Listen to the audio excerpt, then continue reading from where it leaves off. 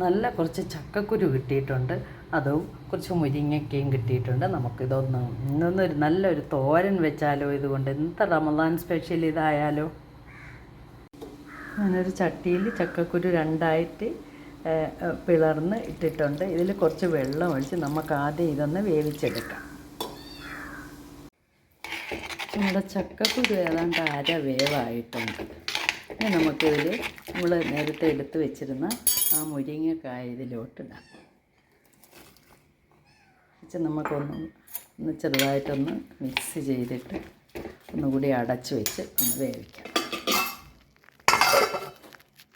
നമുക്കിതിനായിട്ട് തോരൻ ഉണ്ടാക്കാനായിട്ട് ഒരു 1/4 മുറി തേങ്ങ ഇതിലോട്ടിടാം. ചിരകിയ തേങ്ങ ഇട്ട് 2 പച്ചമുളക്, ഒരു പിഞ്ച് ചെറിയ ജീരകം, 2 ചെറിയ ഉള്ളി, ഒരു 2-3 പീസ് വെളുത്തുള്ളി. ഇത് നമുക്ക് ഒന്ന് ഗ്രൈൻഡ് ചെയ്തെടുക്കാം. നല്ലപോലെ ഒന്ന് അരച്ചെടുത്തിട്ടുണ്ട്. ഇത് നമുക്കിതിലോട്ട് ഇടാം. നമ്മൾ മുരിങ്ങയ്ക്കയും ചക്കക്കുരുവും ഏതാണ്ട് വെന്തിട്ടുണ്ട്. ഇത് നമുക്കിന്ന് ഇതിലോട്ടിട്ടൊന്ന് ഇളക്കി ഒരല്പം മഞ്ഞൾപ്പൊടിയും കൂടി ഇടാം. ഇതൊന്ന് ചെറുതായിട്ടൊന്ന് നമുക്ക് മൂടി വെച്ച് ഒന്നുകൂടി ഒന്ന് ആവി കയറ്റി എടുക്കാം. ആവശ്യത്തിന് ഉപ്പ് കൂടി ഇടാം. ഇതൊന്ന് നന്നായിട്ടൊന്ന് മിക്സ് ചെയ്യാം.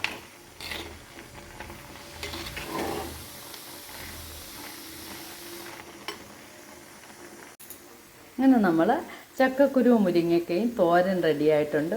ഒരു താളിപ്പ് കൂടി ചെയ്തിട്ട് നമുക്കിത് അവസാനിപ്പിക്കാം. അല്പം എണ്ണ ഒഴിക്കാം.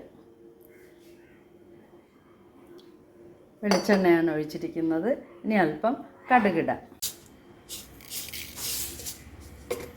കടുകിട്ട് പൊട്ടിയതിന് ശേഷം ചെറിയ ഉള്ളി ഇടാം.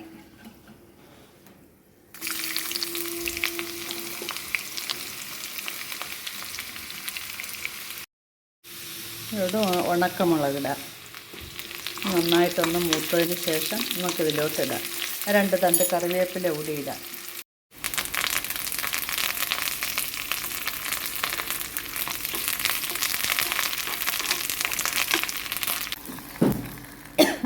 താളിപ്പ് കൂടി കഴിഞ്ഞിട്ടുണ്ട്.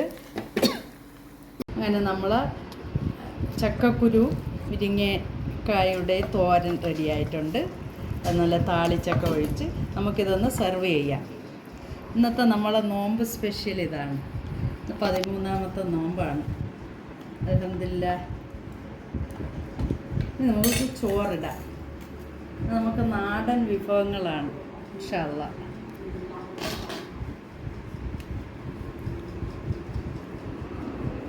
പൊറിക്കാൻ ഇനി 2 മിനിറ്റും കൂടെ ഉള്ളൂ. മോര് കറി ഒഴിക്കാം.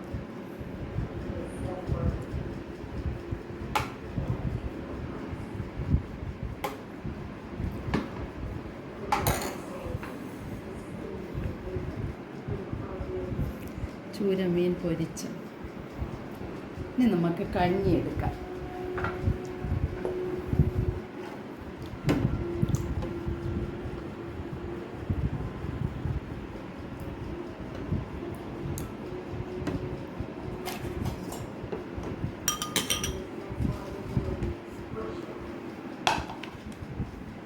ഫ്രൂട്ട്സുകളും സാലഡും ABC ജ്യൂസും. അൽഹംദുലില്ലാഹ്. ഇന്നത്തെ നമ്മുടെ നോമ്പ് തുറ ഈ വിഭവങ്ങളാണ്. ഇനി നമുക്ക് നോമ്പ് തുറക്കാം.